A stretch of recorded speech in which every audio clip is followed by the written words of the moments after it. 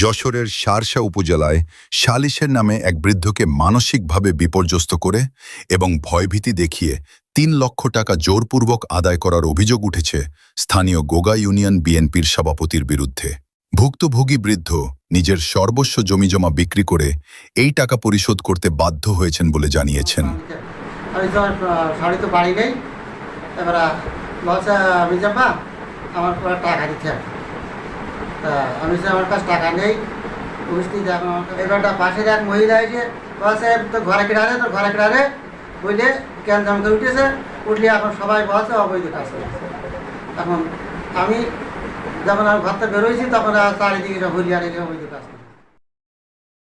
লিখিত অভিযোগ সূত্রে জানা যায়, গত ১৩ জুন ২০২৬ তারিখ শুক্রবার সকাল আনুমানিক ১০টার দিকে গোলাম হোসেনের নিজ বাড়িতে একই গ্রামের আব্দুর রহমানের স্ত্রী সাথী খাতুন ২২ পান খাওয়ার কথা বলে প্রবেশ করেন।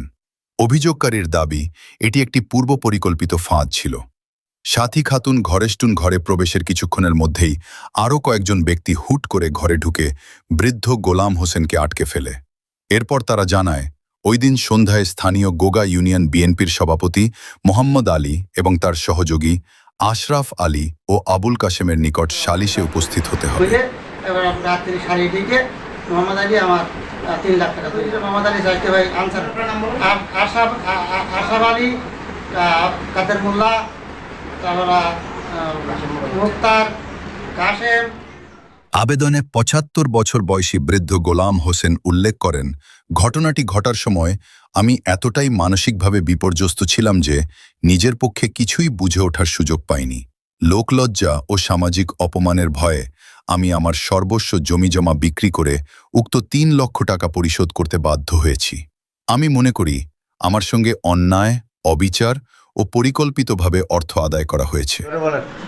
মহিলা আমার ভাই ঘরে উঠেছে, উঠে সাইডে কিছু লোকজন দিয়ে হইয়াল্লা করে একটা বদনাম ছড়িয়ে তোমার আছে শালিটিকে মোহাম্মদ আলী আছে ৩ লাখ টাকা নিয়েছে। ৩ লাখ টাকার ভিতর থেকে ২০,০০০ টাকা ফেরত দিয়েছে। তিনি এই অন্যায় ও পরিকল্পিত অর্থ আদায়ের ঘটনার নিরপেক্ষ তদন্তপূর্বক যথাযথ ব্যবস্থা গ্রহণ এবং জেলা বিএনপি নেতৃত্বের কাছে ন্যায় বিচারের আকুল আবেদন জানিয়েছেন। আপনারা দেখছেন এ নিউজ বাংলা সংবাদ।